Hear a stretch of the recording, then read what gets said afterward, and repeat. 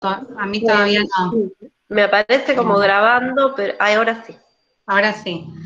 Bueno, nos presentamos. En primer lugar, mi nombre es Romina Zampa y junto a Evangelina de los Ríos estamos encargadas del dictado de esta unidad número 4, que se titula Las instituciones durante el periodo colonial, constitucional, perdón, el periodo constitucional.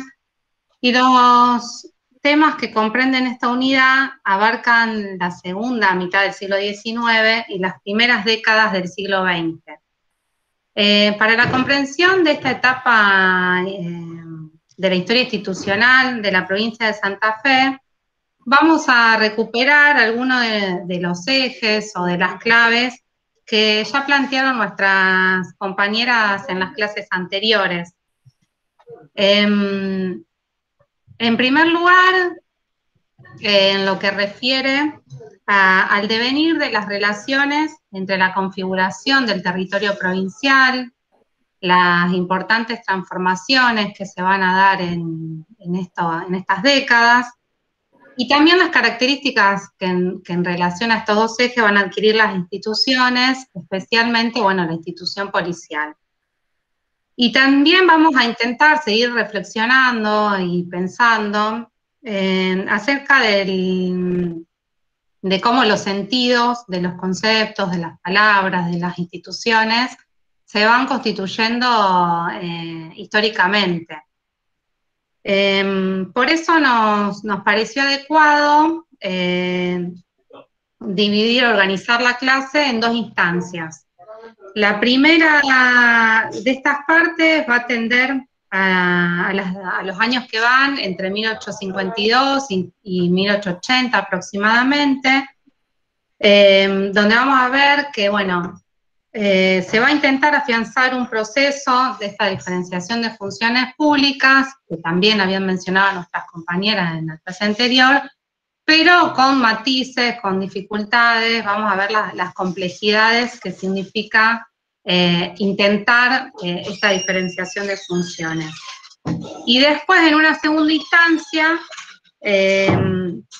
vamos a ver los años que están comprendidos entre las décadas de 1890 y 1930, 1940 aproximadamente, para comenzar a pensar o qué, digamos, indicios tenemos para comenzar a pensar la policía como una institución moderna.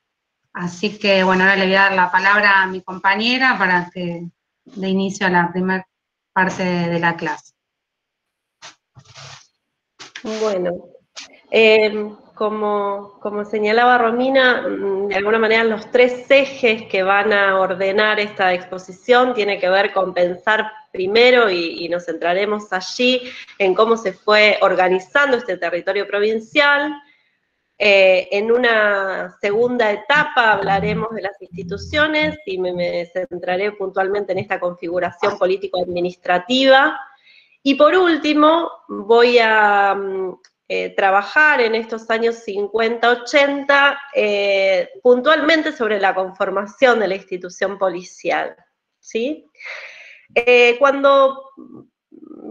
Iniciando por este primer eje del territorio, hay una cuestión que hay que considerar, que como vemos en un mapa de Santa Fe de esta segunda mitad del siglo XIX, la provincia de Santa Fe no tenía la forma de bota, como conocemos nosotros desde nuestros registros escolares, digamos, esa imagen tan marcada de cómo es el territorio provincial. Hacia la segunda mitad del siglo XIX vemos que en realidad la provincia se limitaba simplemente a un corredor que atravesaba los dos núcleos poblacionales centrales, que eran en ese momento la ciudad de Santa Fe y Rosario. Parte de esto, hacia esta segunda mitad del siglo XIX, vamos a encontrar que se van a iniciar fuertes agitaciones bélicas, producto de los conflictos que se inician entre las provincias y el Estado y Buenos Aires, que darán lugar a las guerras a la guerra que terminará separando al Estado de Buenos Aires de las restantes provincias que conformarán la Confederación Argentina, lo que transformará el territorio provincial en un territorio bastante agitado, ¿no?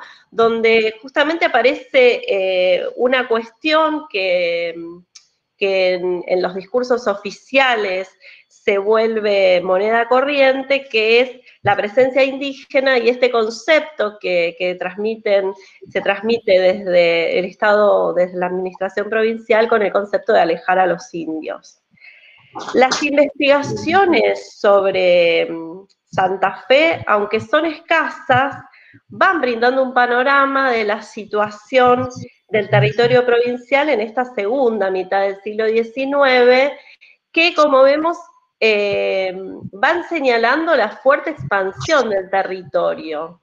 Si para 1819 la provincia contaba con apenas 12.000 kilómetros cuadrados y con una población de apenas 15.000 habitantes, el censo de la Confederación del 58 va a mostrar la duplicación del territorio provincial, el fuerte crecimiento poblacional, que sin embargo no es nada con lo que sigue, ¿no? Si vemos los datos entre 1858 y 1869, en apenas poco más de 10 años, la expansión que tiene el territorio provincial es realmente muy marcada. Y junto con esto, el fuerte crecimiento que tiene la población.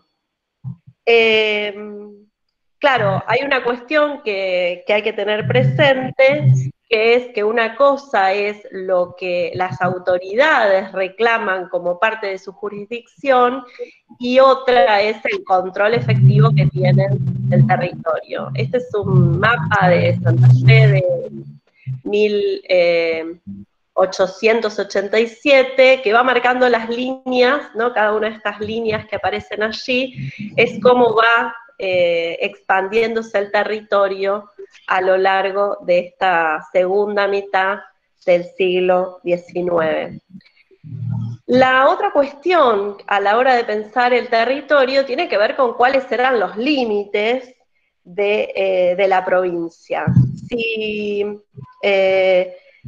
atendemos a las discusiones que se dan en el recinto legislativo, en 1856, en el momento en que se comienzan las discusiones en torno a la reforma constitucional, como habían señalado la clase pasada las colegas, en 1856 hay una reforma de la Constitución para justamente adecuar la Constitución provincial a la Constitución nacional que se había sancionado 3 años antes. Uno de los puntos centrales de discusión es justamente establecer cuál es la demarcación provincial. Y los legisladores no estaban demasiado de acuerdo en establecer un punto fijo, justamente porque se consideraba que de establecer un punto fijo, sobre todo en lo que es el límite norte, la provincia perdería la posibilidad de conquistar más allá de ese territorio. Por lo tanto, se resuelve dejar estipulado en la Constitución que hacia el norte la provincia de Santa Fe llegaba hasta el Gran Chaco, ¿no? Una descripción bastante genérica. El límite era tal vez el más claro porque era el límite del río Paraná, y recién hacia finales casi del siglo XIX, es decir, hacia 1880, es cuando se establece la demarcación definitiva de la provincia. En el año 82, con un decreto de la Corte Suprema, se establece el límite entre Buenos Aires, Santa Fe y Córdoba, y posteriormente, en el año 1886, se fija la frontera con Chaco y con Santiago del Estero. Por lo tanto, recién hacia finales de 1886 es que tenemos demarcada la provincia tal como la conocemos. Hay otra cuestión que simplemente mencionaré porque hace de alguna manera a pensar este territorio, que tiene que ver con las fronteras y las dificultades de controlar estas fronteras. La integración de Santa Fe a la Confederación Argentina a partir de 1852 va a marcar dos cuestiones que son muy importantes de señalar. En primer lugar, que con la incorporación de Santa Fe a la Confederación Argentina, la provincia va a perder el control de los ejércitos y de las milicias propias que pasan a manos del Estado Nacional. Esto significaba perder el control de las fuerzas militares que habían tenido hasta el momento y que luego vamos a ver que esto tiene otras implicancias. Y por otro lado, estos enfrentamientos que se suceden a partir de la guerra con Buenos Aires va a dejar a la frontera sur de Santa Fe, que es el límite con Buenos Aires, en una situación de bastante conflictividad. Bueno, ahí tienen un mapa más o menos de cómo está configurada la frontera sur, donde hay directamente un intento por parte del gobierno nacional de controlar lo que eran esos fortines o esa línea de fuertes que se habían establecido. Se van a firmar varios tratados de paz, sobre todo con las llamadas tribus indígenas del momento, justamente para evitar la conflictividad en estos territorios.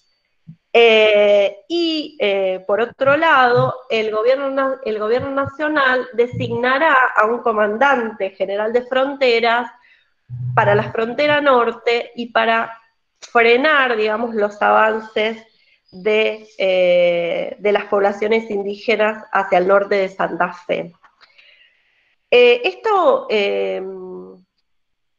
vuelve, digamos, muy necesario para los distintos gobernadores que una de las cuestiones centrales que van enmarcando a lo largo de toda esta segunda mitad del siglo XIX es justamente los avances que se irán haciendo en la frontera para establecer los límites definitivos.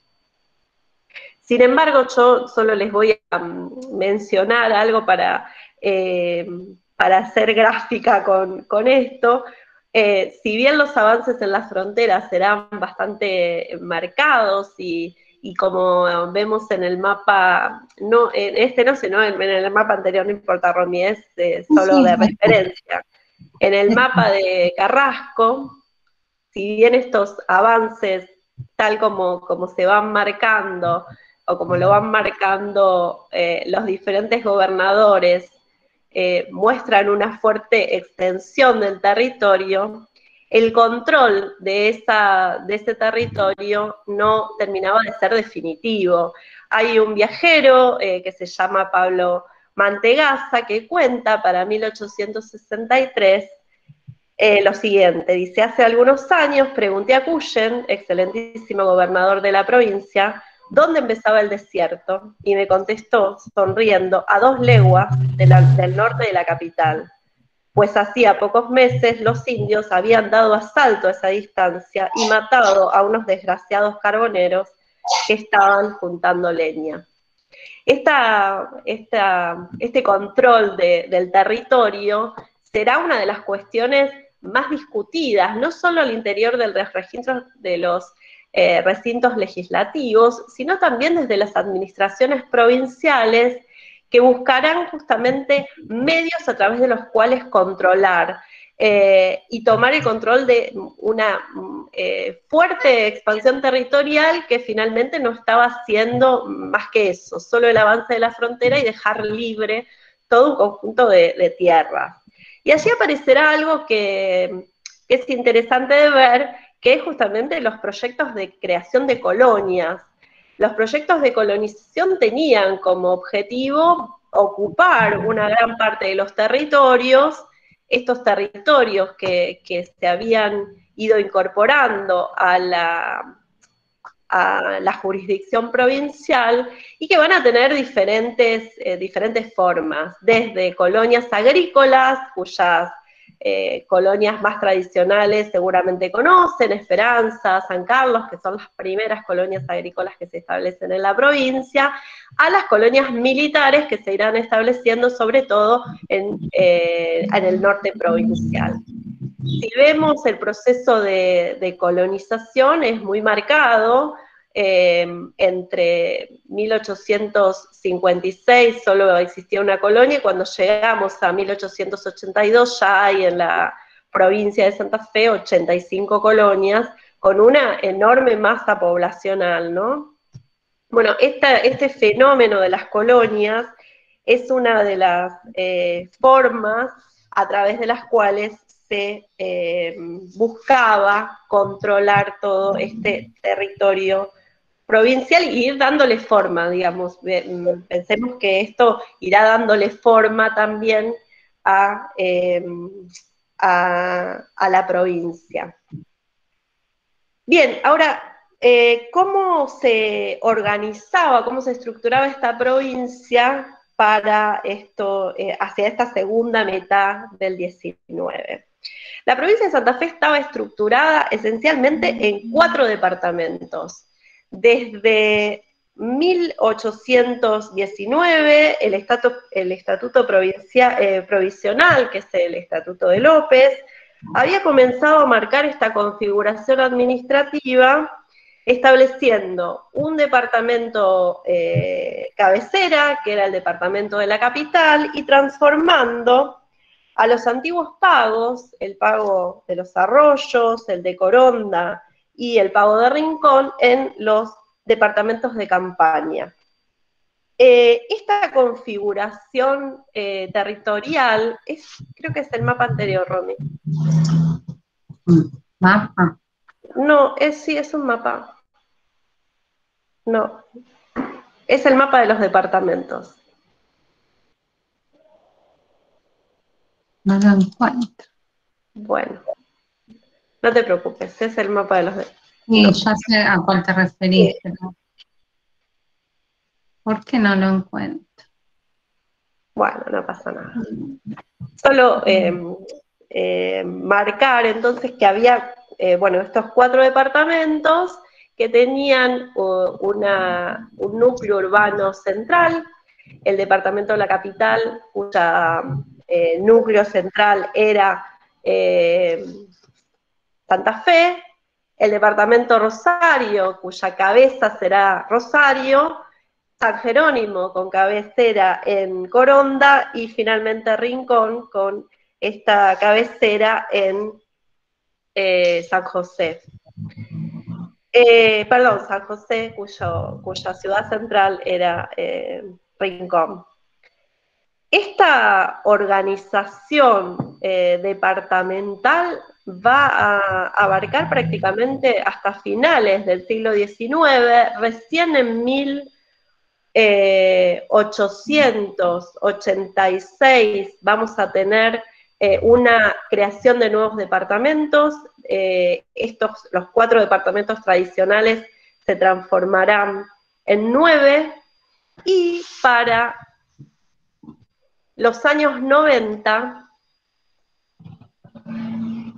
y recién para los años 90 tendremos la configuración departamental como la conocemos hoy. Al mismo tiempo, estos departamentos que tenían un núcleo urbano central se organizaban en su campaña, es decir, en este mundo rural, en los llamados distritos de campaña. Cada departamento estaba fragmentado en numerosos distritos. Aquí lo que aparece son los distintos departamentos y los diferentes distritos en los que estaba dividida la campaña. Como ven, los nombres que irán tomando los distritos, muchos de ellos responden a los cursos de agua que van atravesando, arroyos, cañadas, etcétera, y que al mismo tiempo servían estos cursos de agua como líneas divisorias. aunque los límites entre distritos no estaba para nada marcado. Era casi una cuestión, en muchos casos de sentido común y en otros casos de conflictos, ¿sí? Entre hasta dónde llegaba la jurisdicción de un distrito era una cuestión de fuertes debates. La expansión territorial llevó también, es la siguiente, llevó también a la multiplicación de los distritos y en muchos casos también a sus subdivisiones. Vemos que si para el 38 había en la campaña santafesina 26 distritos, ya en el 64 tenemos 40. Muchos de estos son subdivisiones de algunos distritos y otros de reciente creación. La imperfección en los que estaban divididos los distritos mostraba también las dificultades, la siguiente, las dificultades a la hora de efectivamente poder controlarlo. Esto es una nota del jefe político de Rosario, Cayetano Carbonell, que en el 61 justamente está señalando esto, ¿no? La imperfección que están divididos estos distritos, como la falta de no estar determinados los límites de cada uno, traen inconvenientes para que los comisarios de ellos puedan prestar el servicio que exige la garantía de la propiedad de la campaña, pues que algunos, como el de Monteflores, por su mucha extensión, no puede ser atendido por un solo comisario, mientras otros también ofrecen las mismas dificultades por sus límites extensos por un rumbo y cruces de arroyos, por otros con difíciles pasos. Bueno, esta cuestión de establecer hasta dónde llegaban los distritos, veremos que tiene todo un efecto a la hora de controlarlos, y bueno, ya cuando lleguemos a la parte de cómo se administraban, de alguna manera, lo charlaremos un poco más en profundidad. Bien, esto es en cuanto a este primer eje de cómo estaba construida o cómo se fue configurando el territorio provincial. Ahora pensemos en este segundo eje, que es la cuestión de la administración. Para esta segunda mitad del siglo XIX, vamos a tener un proceso a través del cual la provincia de Santa Fe se incorpora a una unidad más grande, que es ya el Estado, en la Confederación Argentina primero, hasta el 61, y luego el Estado Nacional, lo que tiene efectos en su organización, tanto política como económica, y también en su organización social. En estos años 50 y 60, lo que se va a producir es toda una enorme cantidad de cambios en cuanto a la administración provincial, que parte de una cuestión que comienza en estos años 50, que es la supresión de una figura, que es la figura del comandante militar de los departamentos. Los 3 departamentos de campaña, Rosario, San Jerónimo y San José, además de estar gobernados por un juez de paz, digamos, cuya máxima figura es el juez de paz, también aparece esta figura, que es la figura del comandante militar. La supresión de las comandancias militares dejará en manos de los jueces de paz, además de la judicatura civil, todo lo correspondiente a las comandancias militares y de policías. Las compañeras, las colegas Celeste y Paula hablaron la clase pasada sobre el rol y el papel que cumplían los jueces de paz en estos departamentos, y esta figura del juez de paz empezará a transformarse a partir, sobre todo, de una transformación muy marcada que comenzará en Rosario, y yo voy a hablar un poco de Rosario, pero no por una cuestión esencial, que es que las transformaciones que se harán en el departamento Rosario tendrán sus efectos en toda la provincia. Ahora a lo mejor me explico mejor cuando avanzo. Si hasta 1852 la figura central de la administración en Rosario era el juez de paz, el lugar que empieza a ocupar el departamento Rosario al interior de la Confederación Argentina, en cuanto a que se transforma en el principal puerto de la Confederación, y su transformación en este mismo año de Villa a Ciudad, vuelve necesario la creación de nuevas instituciones para evitar la sobrecarga de funciones que cumplían los jueces de paz. Es así que en el año 53 se va a crear para el departamento Rosario un juzgado de policía. El juzgado de policía está contemplado en el Reglamento de Justicia de 1833. Solo existía un juzgado de policía en toda la provincia, que era el juzgado de policía de la ciudad de Santa Fe, que regía para toda la provincia, y a partir de este año de 1853 tendremos un nuevo juzgado, que es este juzgado establecido en la ciudad de Rosario. Las funciones, como pueden ver allí, las funciones que tiene el juez de policía son numerosas.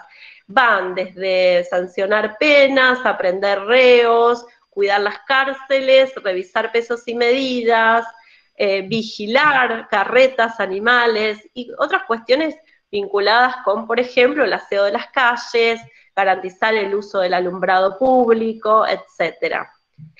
De esta manera, con la creación de este juzgado de policía, tendremos entonces dos juzgados en toda la provincia, uno en la ciudad de Santa Fe, que regirá para el departamento de la capital y para los otros dos departamentos restantes, para San Jerónimo y San José, y otro departamento, que es este en Rosario, que regirá para el departamento Rosario. Junto con el juzgado de policía se va a crear otra institución que es la llamada Comisaría General. La Comisaría General tiene funciones muy diversas que hacen a unas cuestiones puntuales, como suministrar raciones, distribuir sueldos y gratificaciones, corroborar las listas y remitirlas al gobierno, encargarse de las obras públicas. Es decir, las tareas que viene a ocupar este comisario general, de alguna manera son muy similares a las tareas que realizaban los antiguos comandantes militares. El argumento para la creación tanto del juzgado de policía como nuevamente de la comisaría general es quitar funciones a los jueces de paz, ya que las tareas que tenían estos jueces eran demasiadas. De hecho, las renuncias o incluso las negativas de muchos jueces a aceptar el puesto tenían que ver con esto, ¿no? Con la multitud de funciones que cumplían.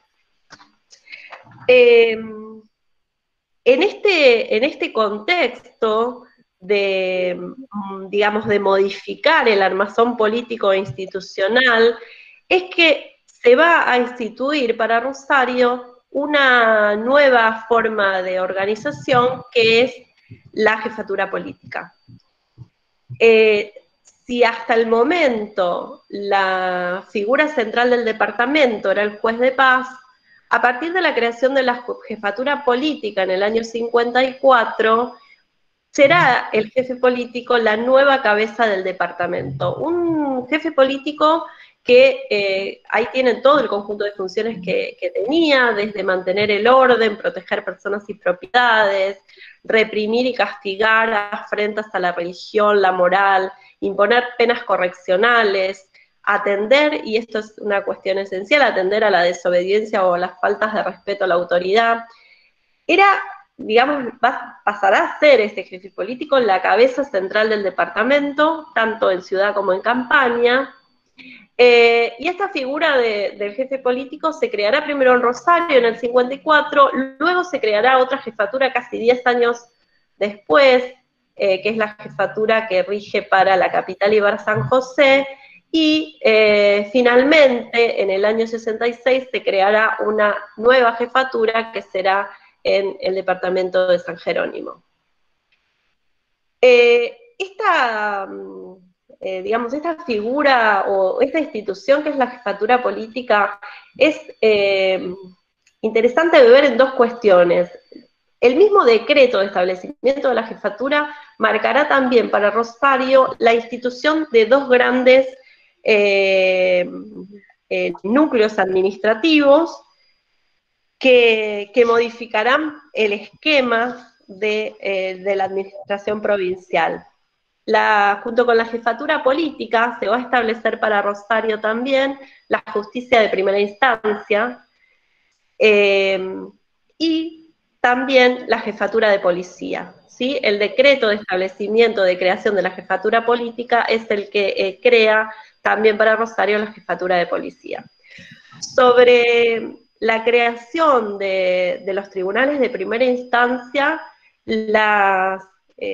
bueno, creo que todo el andar todo el desarrollo de cómo se fueron creando tribunales y estableciendo la administración de justicia en la provincia ameritaría un seminario específico para hablar de todo ello. Hay trabajos muy completos que ha desarrollado Carolina Piazzi sobre la justicia de primera instancia.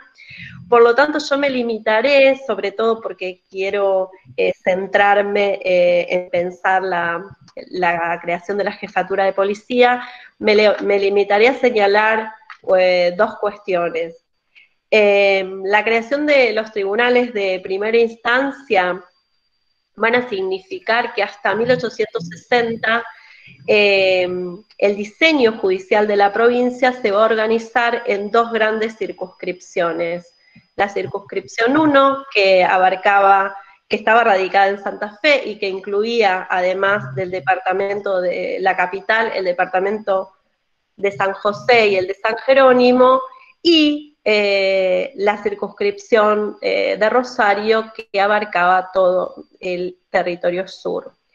Recién en 1867 se va a crear una tercera jurisdicción que tiene sede en Coronda y que no modificará la circunscripción 2, es decir, la de Rosario, sino lo que hará es fragmentar la jurisdicción que tenía hasta entonces Santa Fe.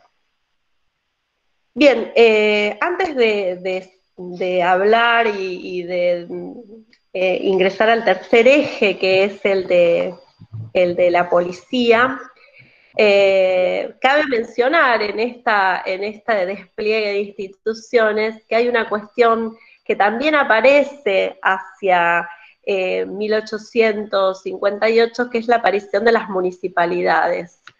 El primer reglamento de municipalidades es del 58, no obstante las municipalidades no se instituyen sino hasta los 60, y la aparición de estas municipalidades, que es una cuestión que ya está contemplada en la Constitución del 53, que suponía la organización en 3 niveles, nacional, provincial y municipal, será una cuestión de fuertes debates. La primera ley municipal es la de Rosario y es la que establece justamente la creación de un cuerpo municipal integrado por 10 municipales, con una particularidad que es que el presidente de la municipalidad será el jefe político. Y digo una particularidad porque los jefes políticos no son elegidos por las poblaciones, sino que son designados directamente por el gobernador, ¿no? Bueno, esto es una cuestión. A su interior, estas municipalidades estarán integradas en comisiones, como ven, las comisiones de seguridad, higiene y educación, la de obras públicas y la de hacienda, y lo remarcable en cuanto a las municipalidades es que las municipalidades asumirán muchas de las tareas que tenían asignadas hasta entonces la policía. Las disputas entre poder policial y el poder municipal se verán bastante reflejadas a lo largo de los años 60. Bien, ahora quisiera centrarme en este tercer eje que es justamente el eje de la policía. ¿Sabes qué, Ron? Me falta un cuadro. Ay, Sí, no sé qué. Yo me ¿querés? fijo, Eva, pero no sé qué habrá pasado porque yo lo revisé todo. A ver si no lo proyecto yo, a ver, pero... ¿Querés fijarte? Total es un segundo. No, está...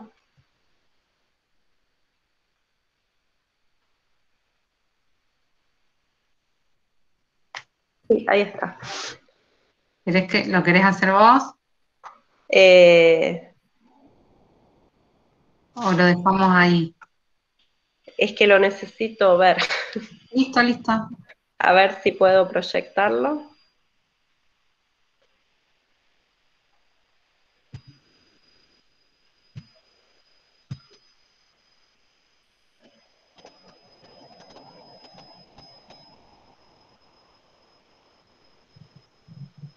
¿Se ve?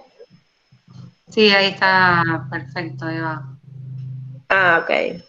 Bueno, solo porque justamente es el que tiene los datos. Eh, Dale. para comenzar a hablar de la policía, quisiera centrarme en esto que es los presupuestos, ¿sí? El presupuesto provincial es una manera a través de las cuales podemos ver cómo se está proyectando y documentando un proyecto político.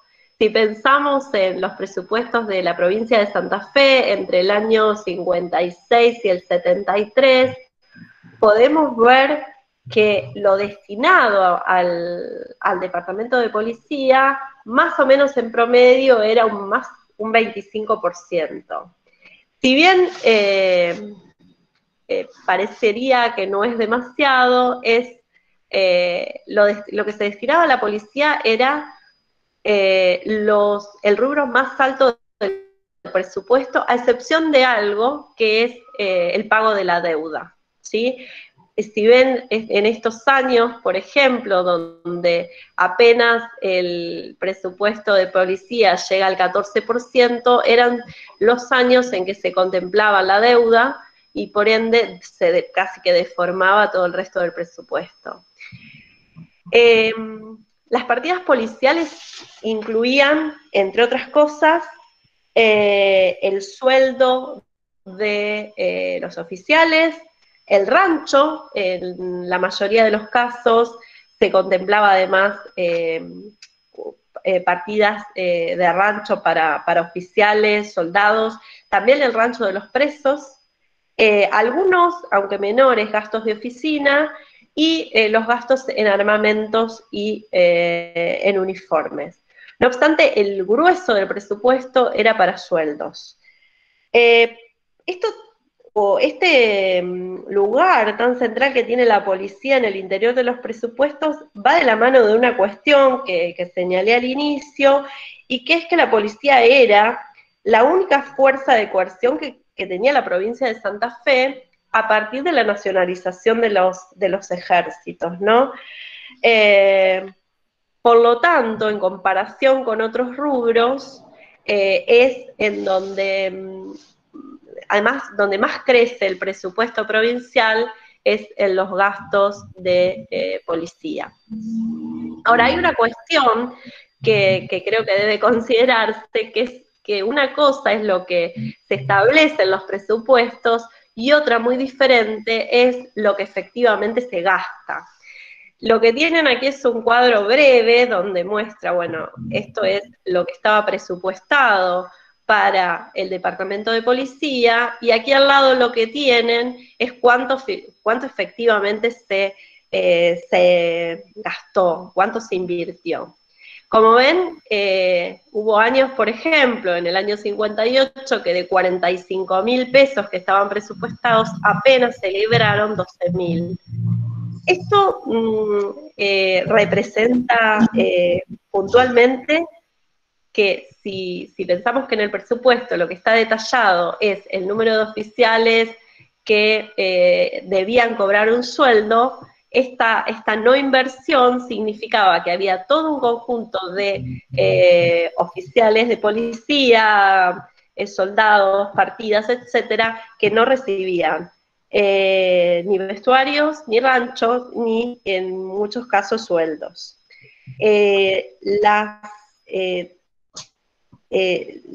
La precariedad del libramiento de sueldos hacía, por ejemplo, que casi en ningún caso se calculara un sueldo mensual. Los sueldos eran calculados de forma anual porque se creía o se consideraba que no iba a poder, no se pagaba nunca mensualmente.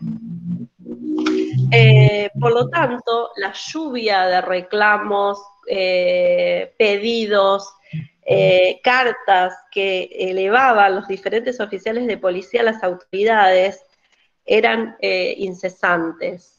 Esto que tienen aquí es, bueno, esta es una lista de los piquetes de vigilantes de la ciudad de Rosario, de la compañía de piquetes.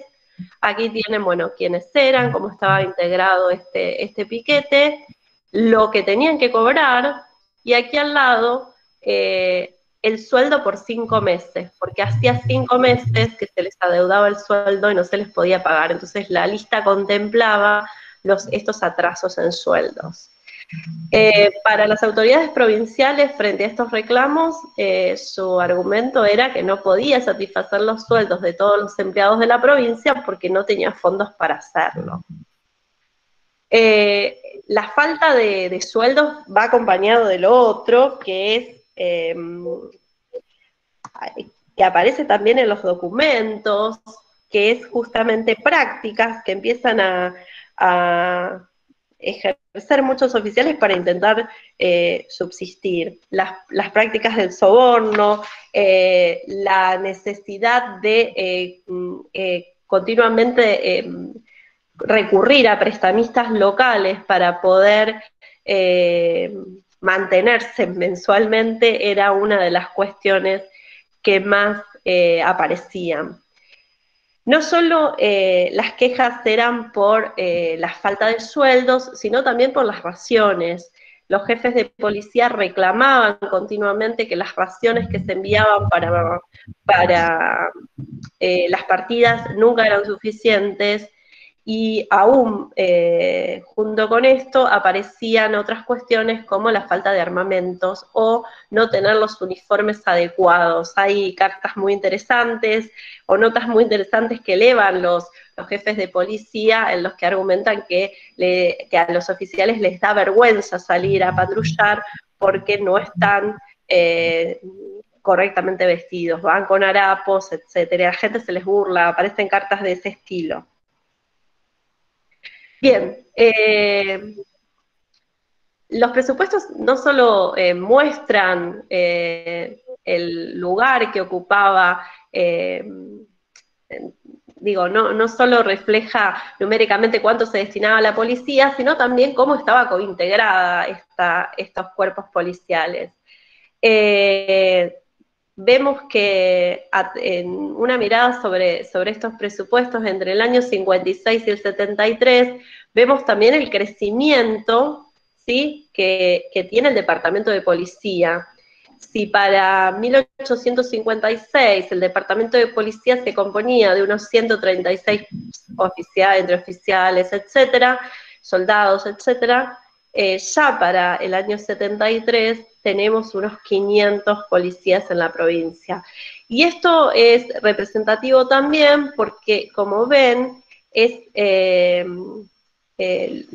los empleados del Estado, ya en el año 73, el 70% de los empleados del Estado que cobraban sueldos por el Estado eran miembros del Departamento de Policía. Mientras la llamada burocracia civil, es decir, pensemos empleados de gobiernos, de Hacienda, de Instrucción Pública, representaban más o menos un 30%.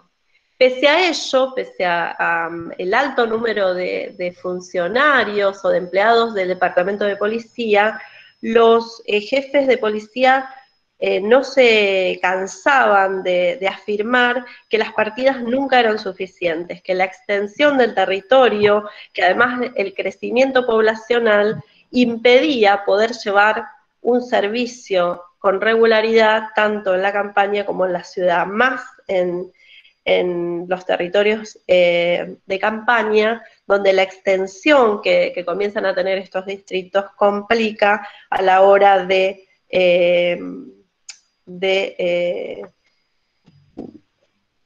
ocuparse de estas tareas policiales. Bien, me voy a contar un poco, voy a hablar un poco de cómo se estructura esta jefatura de policía de la que hablaba antes. La jefatura de policía, las jefaturas de policía, tanto en el departamento, las dos jefaturas que había, en la del departamento Rosario y la del departamento de Santa Fe, están estructuradas a partir de un jefe de policía, un oficial primero, un auxiliar, un ayudante y un médico. ¿Sí? Esta era la oficina central. Por otro lado, había todo un conjunto de comisarios, ¿sí?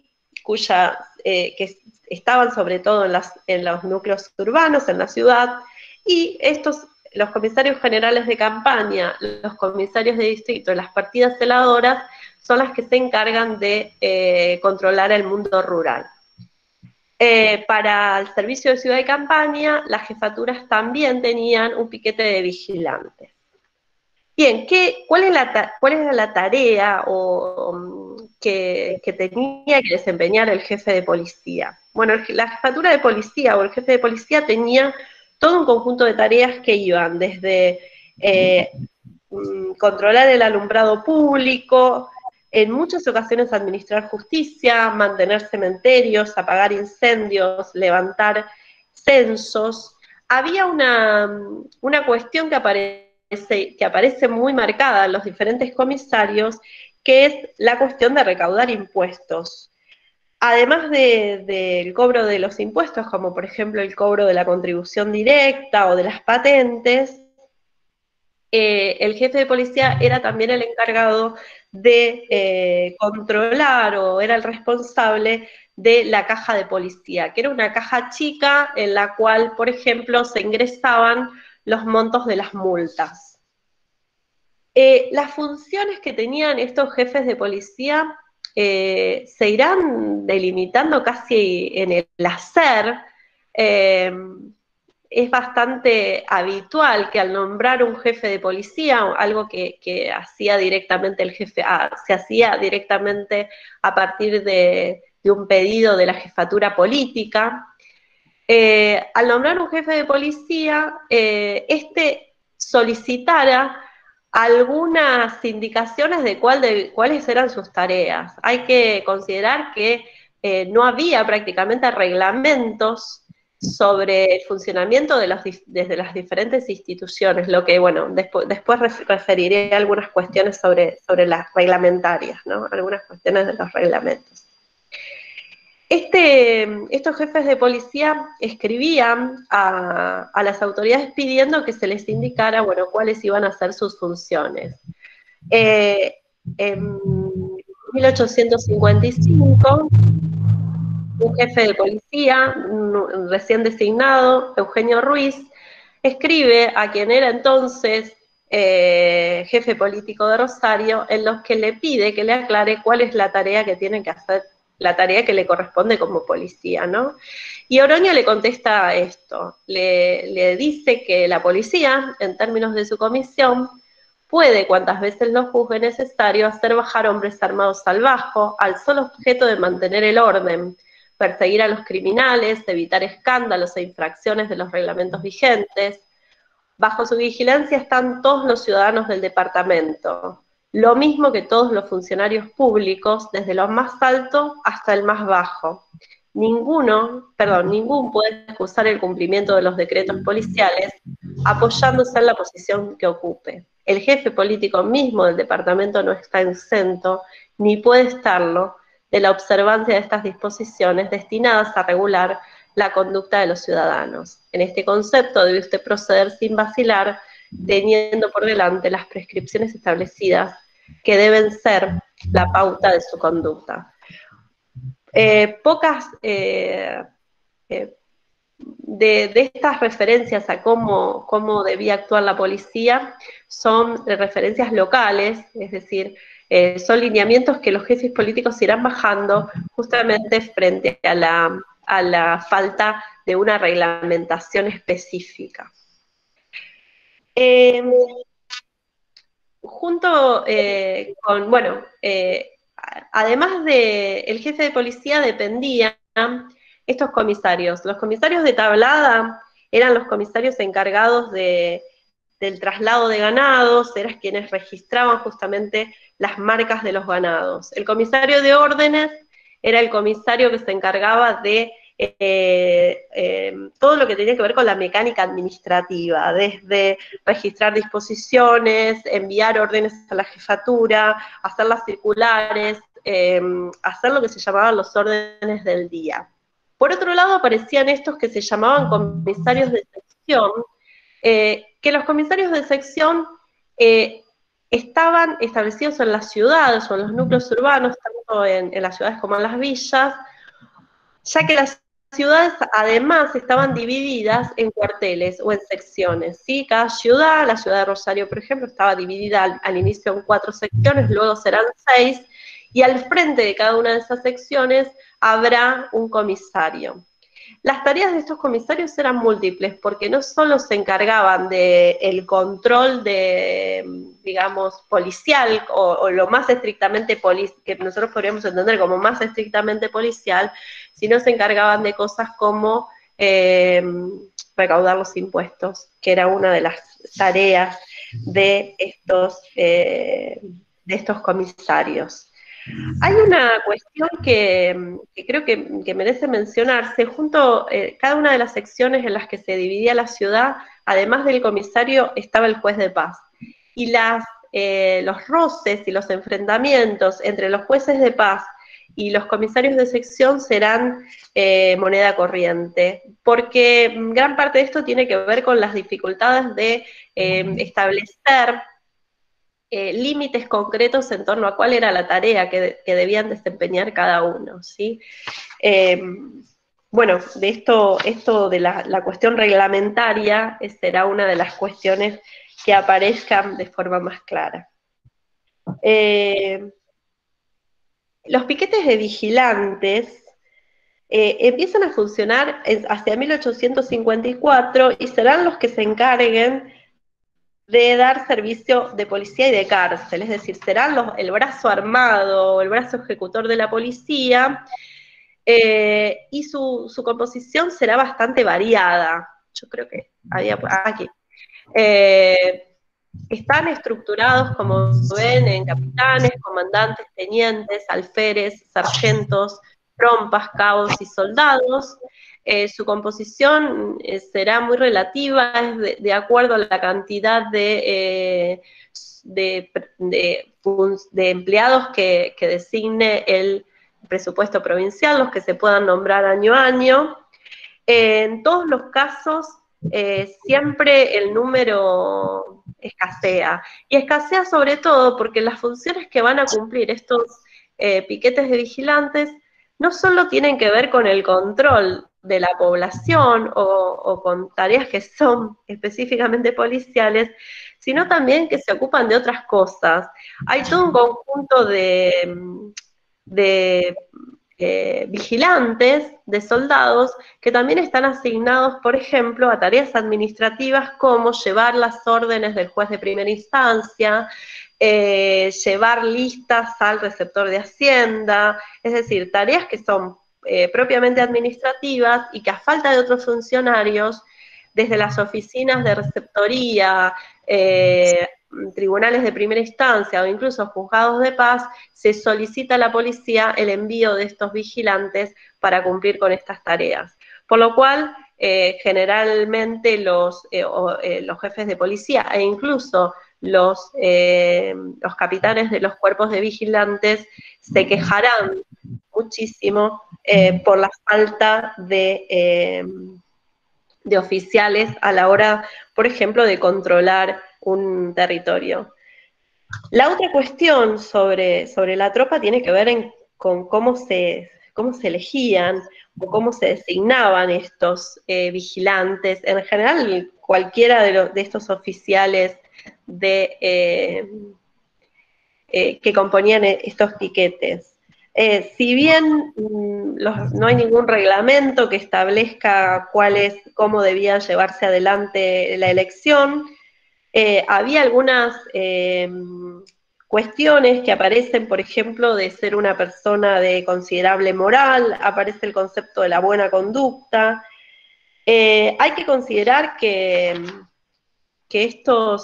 había una enorme desmotivación para integrar estas tropas, en primer lugar porque no había una idea de realizar una carrera al interior de la policía. Como había señalado hace un momento, la insuficiencia del salario era una cuestión que desmotivaba mucho a reclutar nuevos oficiales, y por lo tanto no todos los integrantes de los piquetes de vigilantes reunían estas condiciones de moralidad, buena conducta, etc. En la campaña, perdón, y solo para decir, además del sueldo que aquí aparece, ¿no? Lo que cobraba un comandante, un oficial y un soldado, los piquetes de vigilante también estaban asignadas una partida de rancho que incluía carnes, yerba, tabaco, papel, jabón y sal, ¿sí? Cada vigilante recibía mensualmente esta partida como parte de su rancho. Bien, lo último que me queda por señalar tiene que ver con cómo se organizó este mundo policial en la campaña. Como les había mostrado al inicio, la campaña estaba dividida en distritos y cada uno de los distritos estaba comandado por un comisario de distrito. Este comisario de distrito era un vecino del lugar. De hecho, había una cuestión bastante marcada en cuanto a que se estimaba que la tarea de los comisarios, el cargo de comisario debía recaer en una persona que tuviera intereses personales y concretos en el distrito, es decir, que fuera un vecino.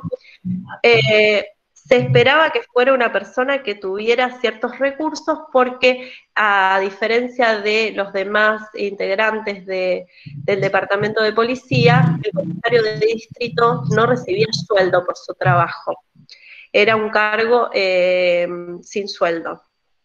Las tareas de este comisario tenían que ver, bueno, con perseguir y apresar criminales, procurar el orden en el mundo rural, ejecutar las disposiciones policiales, ver cómo funcionaban las pulperías, los almacenes. También tenían la tarea de recaudar los impuestos y participaban, es decir, eran quienes llevaban adelante los procesos electorales. Para el desarrollo de sus tareas, cada comisario de distrito contaba con una partida celadora que tenía las mismas funciones que el comisario y sus mismas atribuciones, pero también sus mismos males, que es que no cobraban sueldo. Generalmente eran vecinos que se enrolaban en estas partidas de forma voluntaria para justamente proteger sus intereses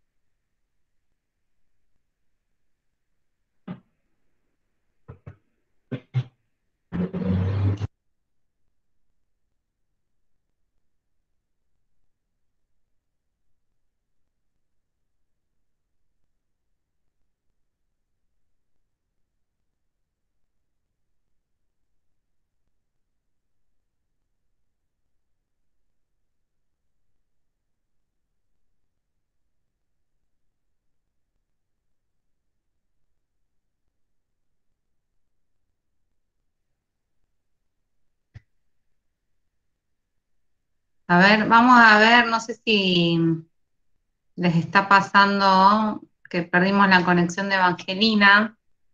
Pensé que era a mí la que me estaba pasando. Le voy a consultar, así seguimos.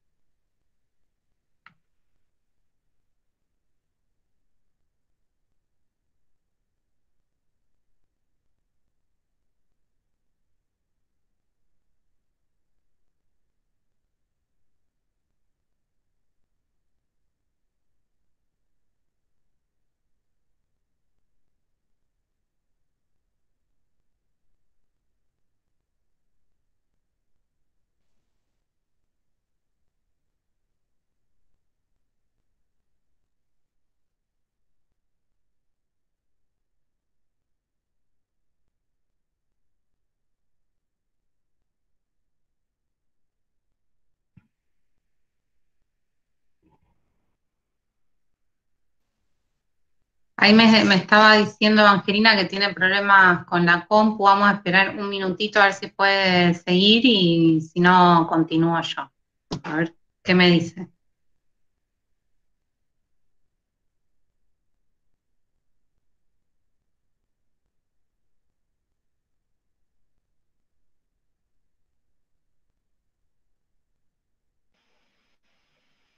Bueno, perdón, no es que no me quedé sin internet, como estaba con el PowerPoint, no vi que la computadora se me estaba quedando sin batería y se apagó.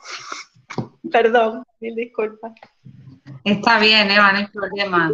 Seguí tranquila. Bueno, perdón, ay, qué cosa. Bien, ¿Querés, esto, querés que presente yo o querés seguir vos? No sé. dale, no, presentalo vos así no vuelvo a tener estos inconvenientes. Ahí vamos.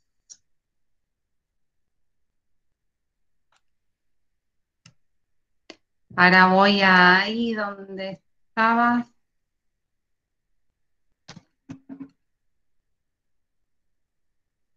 Acá llegamos, Eva. Todavía no, pero deja, no hay problema. No, decime, No, acá estamos. poné el cuadro, sí, solo iba a hacer referencia a la última figura que me quedaba, que es la del comisario general de campaña. Eh, bueno, eh, esta, digamos, cabeza de cada distrito es, que son los comisarios de campaña. Hacia el año 54, debido a las continuas alertas por invasiones indígenas, a la conflictividad que se empieza a generar en el mundo rural y a la necesidad de regular muchas debido a la presencia de vagos y perjudiciales en este mundo rural, se resuelve crear una figura nueva, que es la figura del comisario general de campaña. La diferencia con los comisarios de distrito es que el comisario general de campaña tiene jurisdicción sobre todos los distritos de campaña. Son figuras que se crean departamentalmente. El primero se establece en Rosario y luego se irán creando comisarios de campaña para cada uno de los departamentos. Y estos comisarios generales de campaña no están atados a ningún distrito, sino que se pueden mover por los diferentes distritos. Son pagos, estos comisarios perciben un sueldo, además un sueldo bastante alto, están autorizados a crear su propia partida celadora, para lo cual con la cual tienen que recorrer los diferentes distritos, y la tarea del comisario general, además justamente de ocuparse de la persecución de vagos y perjudiciales, del control del ganado circulante, tienen una tarea bastante específica, que es también controlar el accionar de estos comisarios de distrito, ¿sí? Serán los comisarios de campaña la figura a quien deba recurrir en casos de conflictos y demás, los propios comisarios de distrito. Hay que decir, por ejemplo, que si los comisarios de distrito eran vecinos del lugar y por lo tanto eran de alguna manera referentes en su propio distrito, en el caso del comisario general, que era una persona ajena, designada directamente por el jefe de policía y por el jefe político, eso los ubicaba claramente en otro lugar. Bien, el último, perdón, yo lo que el cuadro. El del 66, uno más. ¿Para atrás? No. Listo, el que era el de antes. Sí, ahí está. Para 1866, así estaba organizado todo el departamento de policía de la provincia. ¿Sí? Tenemos entonces las dos jefaturas de policía, la de Rosario y la de la capital. Además, dentro del departamento de policía estaba lo que era la caballada del Estado, que es el control de los caballos y demás.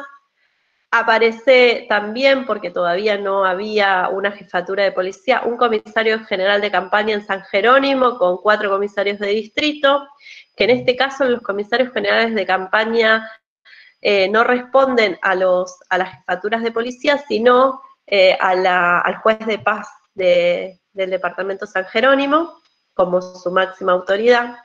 Y aparece esto que es la compañía de gendarmes, que se crea en Santa Fe en el año 65. Existían 2 compañías de gendarmes, allí están unificadas, habían creado 2, una para que estaba bajo la dependencia de la jefatura de policía de la capital y la otra bajo la dependencia de la jefatura de policía de Rosario. Para el año 75 vemos cómo se fue complejizando este departamento de policía con la aparición de una jefatura política nueva. Ya San Jerónimo también tendrá su propia jefatura de policía, una pequeña partida de policía en San José, y aparecerán ya en el año 75 las subdelegaciones de policía que dependían de las jefaturas políticas de las jefaturas de policía de los departamentos, que era una manera de poder extender el control sobre diferentes territorios.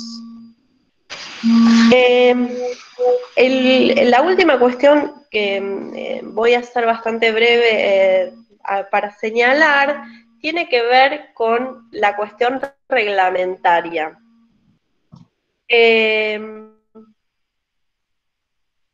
A lo largo de estos años 50, una de las cuestiones que aparece como más marcada es la falta de reglamentos de policía. Esto llevó al establecimiento de reglamentos de policía puntuales a partir de reclamos concretos que se irán dando y que de alguna manera lo que buscaban estos reglamentos, porque no eran más que instrucciones, etcétera, que solo podían funcionar de forma local, es marcar cuáles eran las funciones concretas que debían ocuparse los diferentes cuerpos de policía frente a conflictos, reclamos, etc. Tal vez los antecedentes más directos de esto son los bandos de policía del año 28, el de Tomás Martínez, y el de año 30 de Valeriano Garay, que son 2 alcaldes mayores de Rosario. Y luego, para el año 55, aparecerá un reglamento de policía, pero que solo es para el pueblo y el departamento Rosario, es decir, no tiene validez para toda la provincia. Se irán creando también instrucciones concretas, por ejemplo, las instrucciones para los comisarios generales de campaña, o el reglamento de policía, que es un reglamento urbano para la capital y para Rosario, o un reglamento de policía local que es para San Jerónimo. Hasta el año 64 no hay un reglamento de policía que funcione para toda la provincia. El primer reglamento de policía es urbana y rural, es del año 64, y que es un reglamento que además atraviesa mucho, porque es el único reglamento de policía en estos años, y que marcará de alguna manera la tónica de cómo se deberá regir la policía a partir de ese momento. Voy solo a señalar que este reglamento será muy discutido con posterioridad, porque hacia 1867 se establece el primer código, que es el Código Rural, y ese código contradice muchas de las cosas que se afirman en el reglamento de policía urbana y rural, y por lo tanto se buscará buscará sus modificaciones, o se buscará modificar este reglamento, que si uno lo analiza es bastante genérico en sus premisas.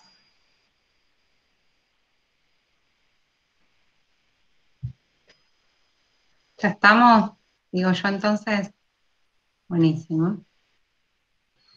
Bueno, ahora en el desarrollo de esta segunda parte de la clase,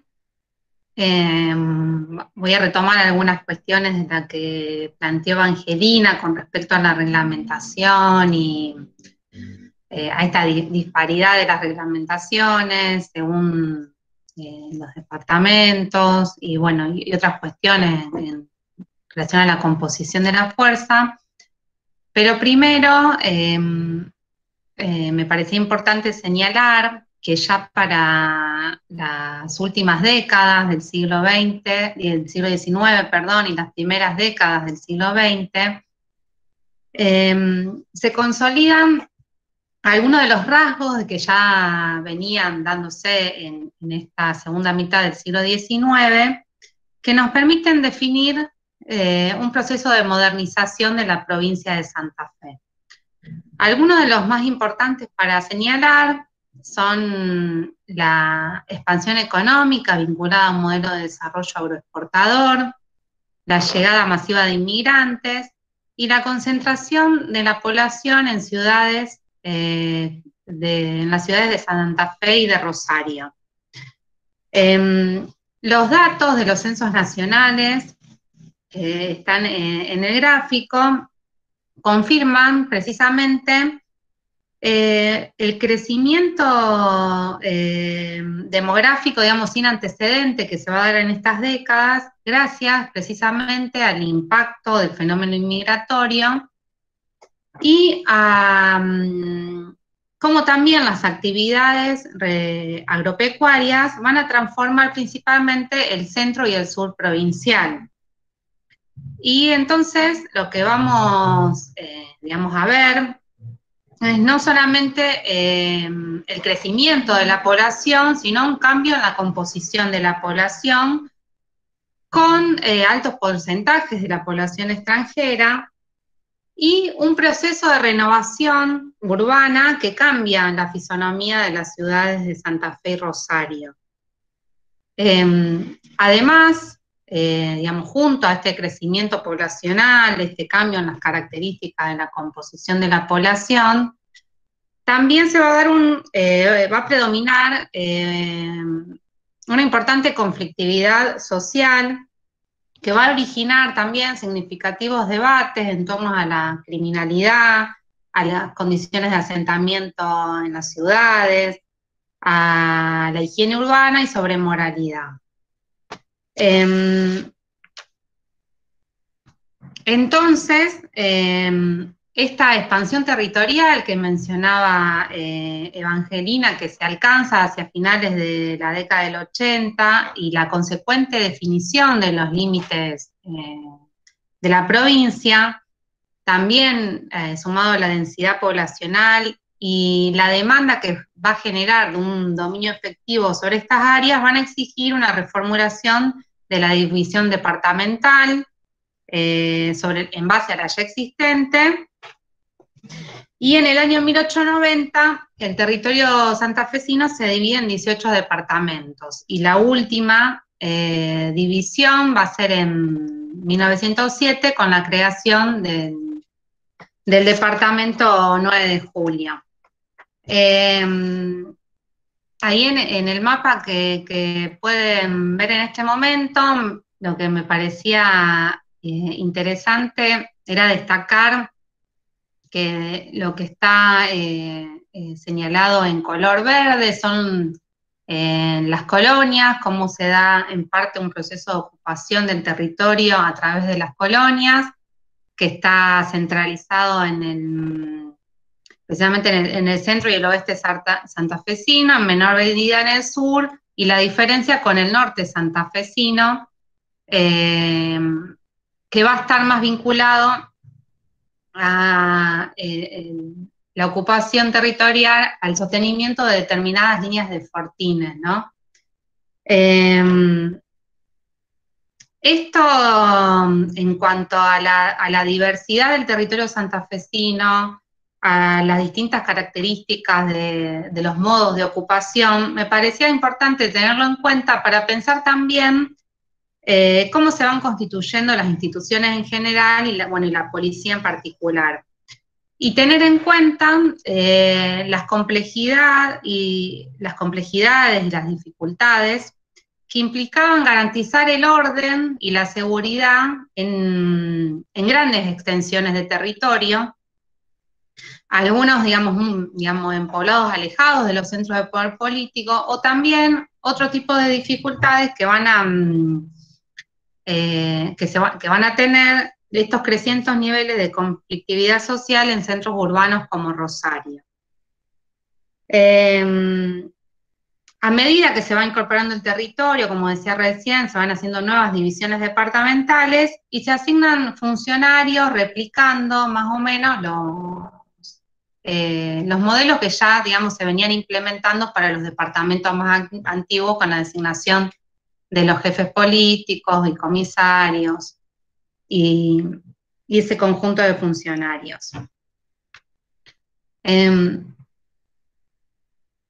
Acá, bueno, a modo de ejemplo, digamos, como para tener esta referencia, digamos, de la diferencia al interior, digamos, de la provincia, estas diferencias territoriales y de ocupación. Esto era a modo de ejemplo, solamente mostrar estos dos mapas. Digamos, en el primero, en el que está en color, se ve hasta dónde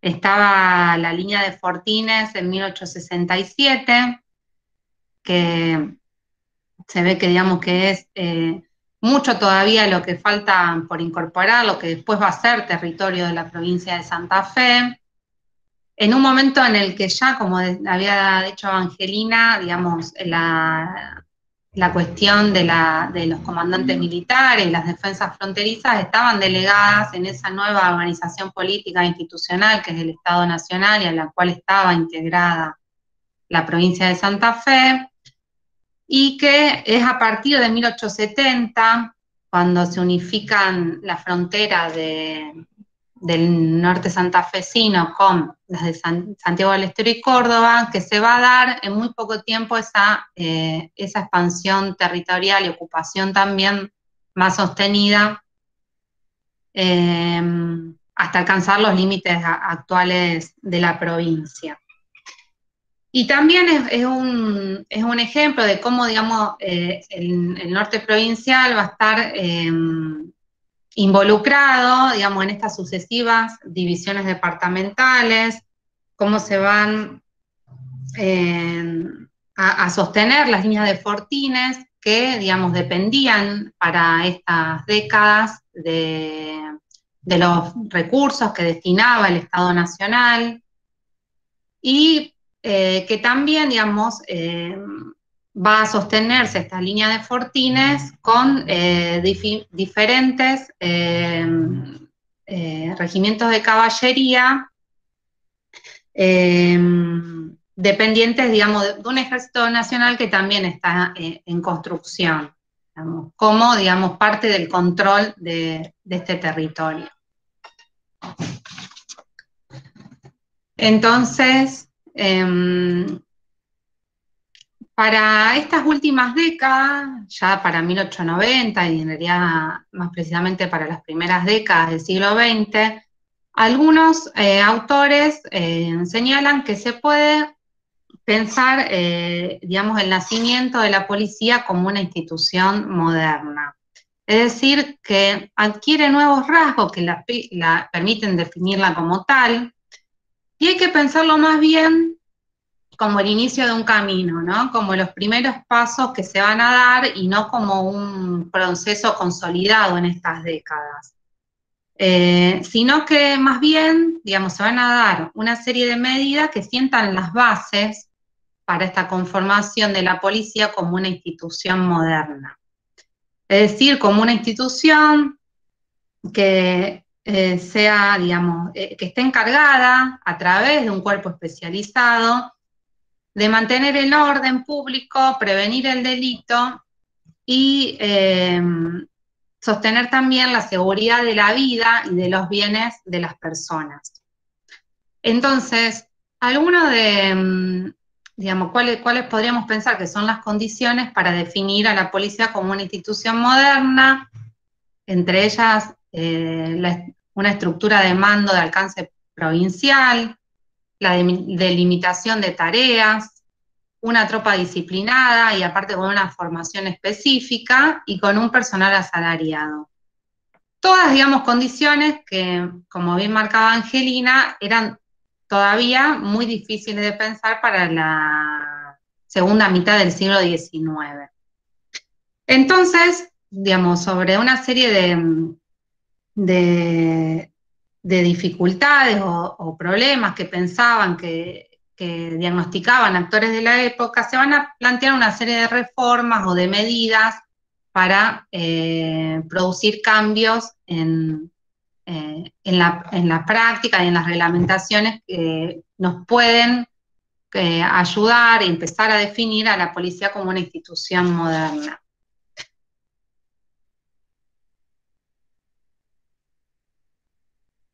Entonces, decíamos que una de estas condiciones es la centralización, digamos, de la conducción policial en el Estado provincial. Como un indicio de esta cuestión, tenemos la creación de la Inspección General de Policía en el año 1896, que dependía del Ministerio de Gobierno. Se crea por la necesidad de controlar de forma permanente el funcionamiento regular de las policías de la provincia. Con ese fin se le va a asignar una oficina que estaba encargada, digamos, de controlar y garantizar esa seguridad pública.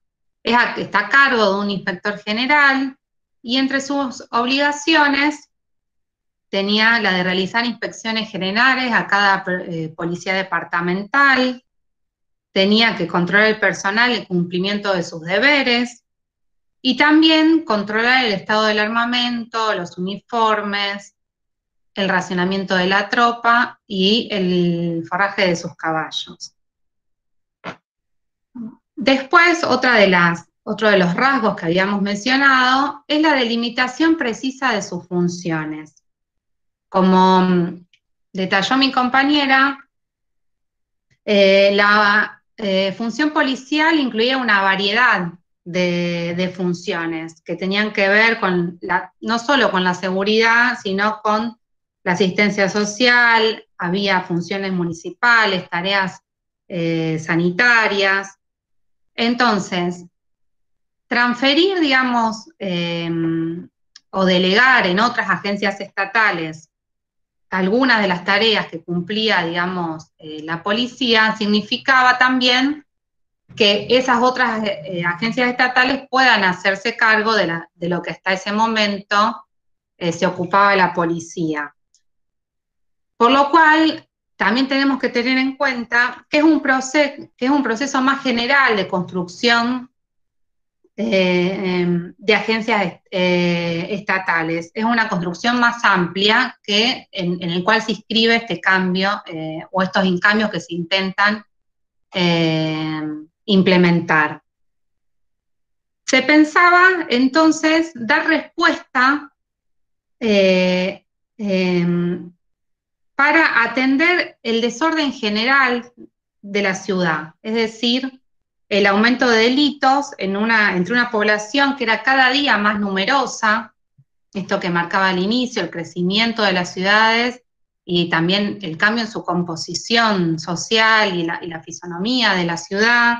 Hay un aumento de delitos importante, la deficiencia también materiales de la ciudad, que tenían que ver con las dificultades del tránsito, las inundaciones, los amontonamientos de basura y las epidemias. Entonces, es un momento también en el que se empieza a definir los límites entre esta policía de seguridad y la administración municipal. Y tratar, digamos, de definir tareas más específicas. Entonces, la policía va a ir abocándose a tareas de seguridad de la vida y los bienes de las personas y a la prevención del delito.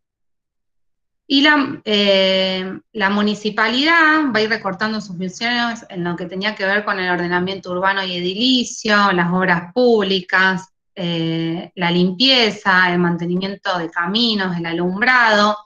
Lo mismo va a pasar con las comisiones de fomento, digamos que se establecían en aquellas localidades que no llegaban a cumplir los requisitos para establecer una municipalidad.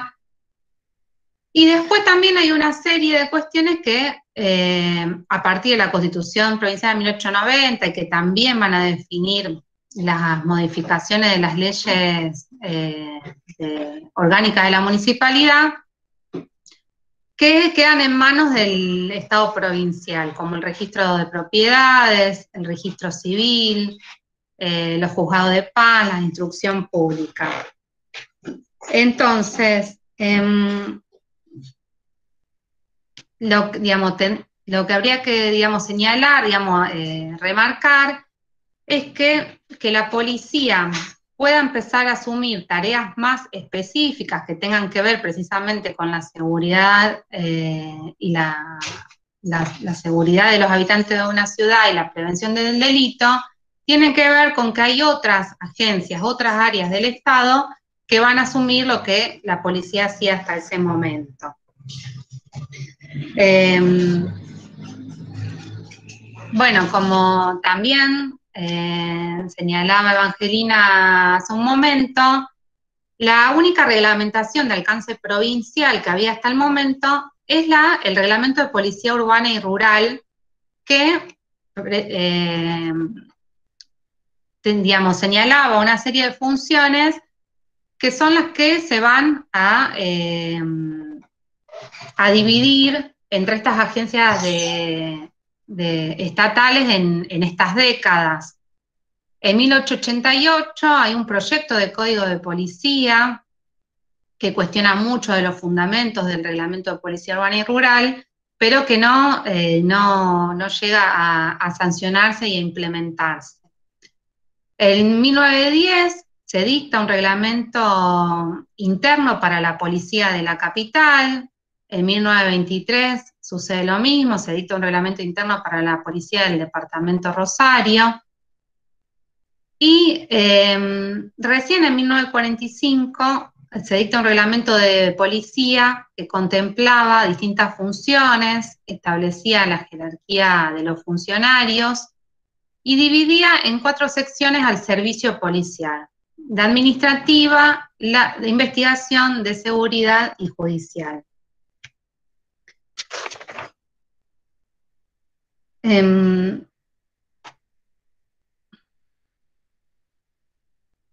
Otros de los rasgos, que señalamos para pensar la institucionalización de la policía como de características modernas, habíamos dicho que era la diferenciación interna de áreas especializadas. Y bueno, voy a tomar en este caso como ejemplo también al departamento Rosario. En 1887 se crean las comisarías, se suman las comisarías de orden público, de orden social y de seguridad personal, digamos, delimitando los temas a los que estaban abocados.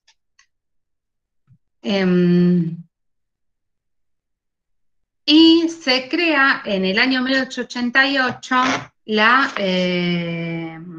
Comisaría de Pesquisas. Precisamente la renovación de esta policía de la ciudad de Rosario estaba vinculado a lo que mencioné, a las nuevas características en que había asumido la ciudad por el crecimiento poblacional y este aumento de la conflictividad social. Entonces, uno de los problemas a resolver era la mejor identificación de lo que se consideraban delincuentes o criminales. Esta comisaría de pesquisas pasa a denominarse en 1906 Comisaría de Investigación. Tenía como funciones recolectar datos de sospechosos y el esclarecimiento de los hechos que no se habían podido resolver por las comisarías de sección y la confección de prontuarios. De esta comisaría de investigación dependía un gabinete de identificación que estaba compuesto por un jefe, un fotógrafo, un escribiente y 20 agentes. Y tenía la tarea de confeccionar fichas, primero se hacían a través del sistema antropométrico y después incorporó el sistema dactiloscópico. Lo que también, digamos, señalan estas incorporaciones es la necesidad de la apelación a saberes, digamos, más técnicos y también la incorporación de algunos saberes científicos en estas décadas.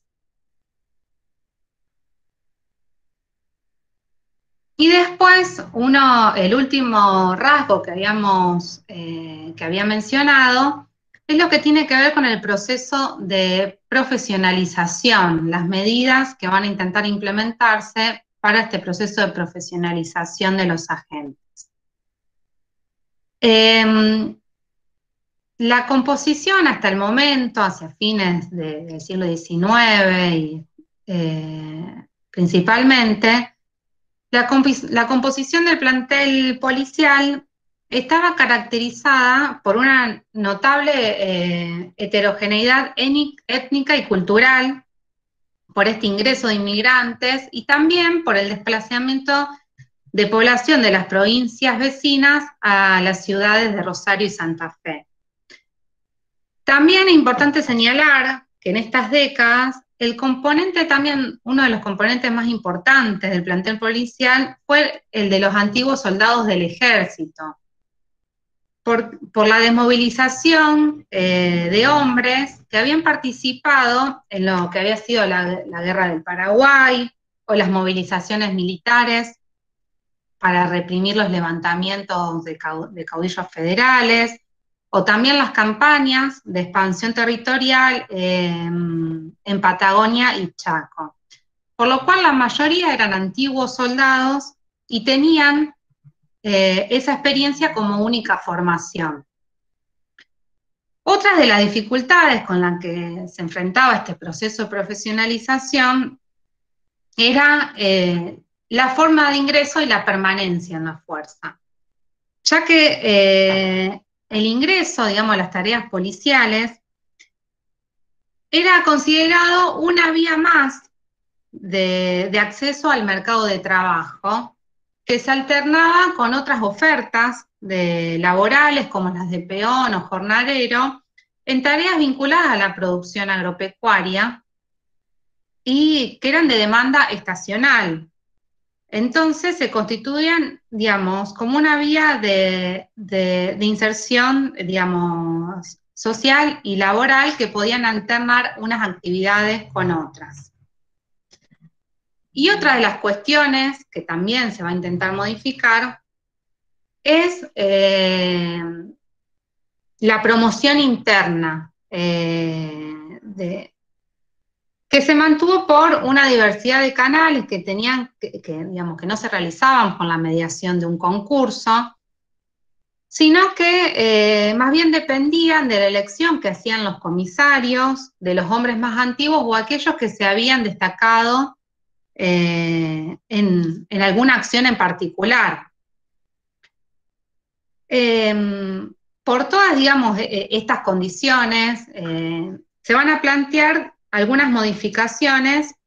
En primer lugar, en la formación del personal subalterno. Por eso, digamos, el objetivo era ofrecer institucionalmente una formación que tenía como base determinados cursos teóricos y prácticos. Así se crean los institutos de formación policial, el cuerpo de cadete de la ciudad de Santa Fe, que funciona entre 1911 y 1929, en la Escuela de Policía en 1942 en Rosario, y la Escuela de Policía también en 1945 en la capital. También hay otros modos, digamos, de instrucción que estaban más vinculados a cómo desde la propia institución se asumía la tarea de alfabetizar a los agentes que no habían pasado por instancias de escolarización previas. También hay que tener en cuenta que este tipo de políticas se da en un contexto más general, ¿no?, de políticas públicas que estaban destinadas a la educación y que se promocionaban también desde el Estado Nacional. Entonces, se da una circulación de materiales impresos que realizaban comisarios o jefes de policía. También aparece la comisaría como un espacio de instrucción diario, cotidiano, en el que se hacían reuniones semanales. Y después también es importante señalar que estas comisarías de investigación, como las que mencionaba antes, sí requerían una formación más específica y también otras formas, digamos, de ingreso. Y bueno, otra de las medidas es la formalización de los requisitos de ingreso y ascenso, en la que se trata de definir a partir de regulaciones y reglamentaciones de qué manera iban a ser los ascensos, precisando las condiciones para acceder a cargos superiores. Entonces, las dos principales que podemos mencionar son las condiciones de ingreso, que se empieza a plantear, digamos, la condición de ser argentino, de saber leer y escribir y no tener antecedentes delictivos. Y en cuanto a los ascensos, esta carrera de ascenso a través de concursos.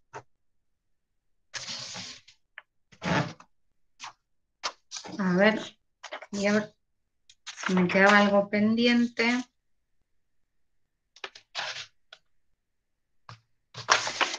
No, y por último,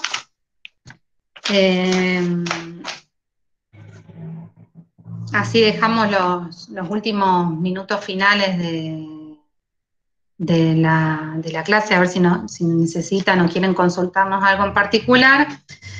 Me parecía importante señalar que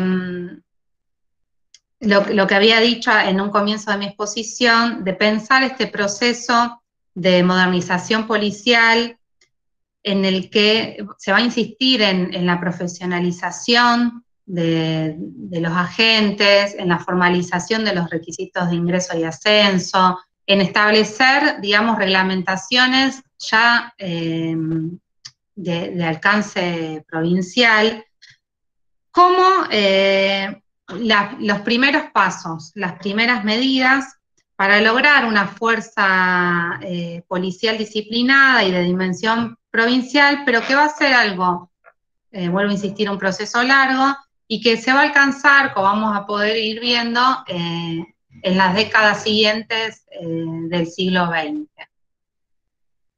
Así que, bueno, no sé, Eva, si querés agregar algo más. No, estamos abiertos a preguntas, comentarios de lo que ha quedado de la clase.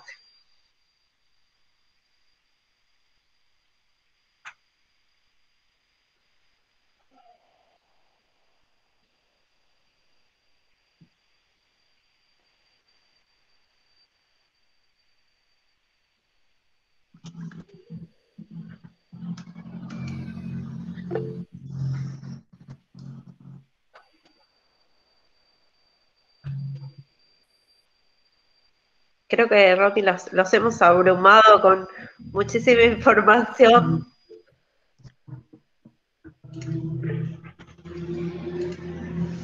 Ahí está. Sí, bueno, lo que ya habíamos hablado es un ¿Alguien ha periodo... levantado la mano? Daniela ha levantado la mano.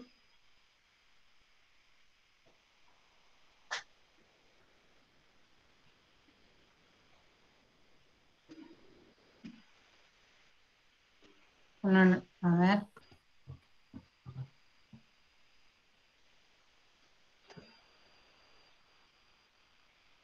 No veo quién es.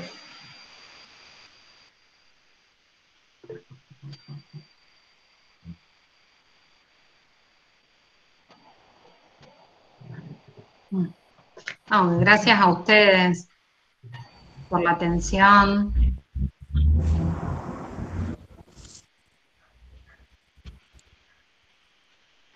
Bueno, profesores y profesoras, muchas gracias por la clase.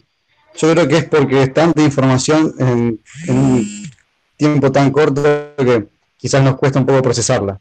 Pero está el foro en la plataforma, si alguno tiene alguna consulta que por ahí después se le despierta, una vez que se acomodan las ideas, quizás cuando se vaya a dormir y el cerebro empieza a trabajar, pueden dejarla en el foro para que ustedes puedan contestarlas si tienen tiempo entrando a la plataforma.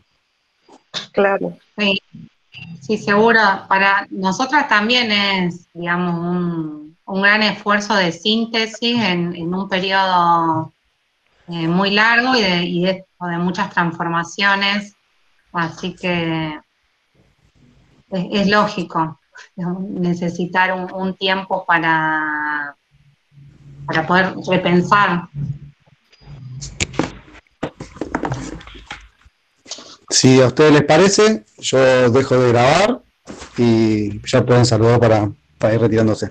Bien. Bueno. Gracias. Sí, muchas gracias a todos y todas por sostener la clase, por la atención. Y bueno, y se verán con otro de nuestros compañeros la próxima semana. Hola, buenas noches. Luján Correa le habla desde el Centro de Formación. Muchísimas gracias por la ponencia, muy interesante esta propuesta académica que tiene que ver con nuestra historia institucional, nuestras bases, muy fundamental de conocer, por cierto. Considero y coincido con mi compañero Emilio que es demasiada información y que por ahí está la retroalimentación en el foro, por ahí para hacer algún intercambio enriquecedor que puedan después generar. Es muy bienvenido, por supuesto, y nos estaríamos encontrando el próximo jueves, que creo que es la última clase, ¿no? ¿Es verdad? La penúltima, ¿no? Sí, queda una más. Queda una más, bien, bien. Bueno, muchísimas gracias a las docentes y nos vemos el próximo jueves, si Dios quiere.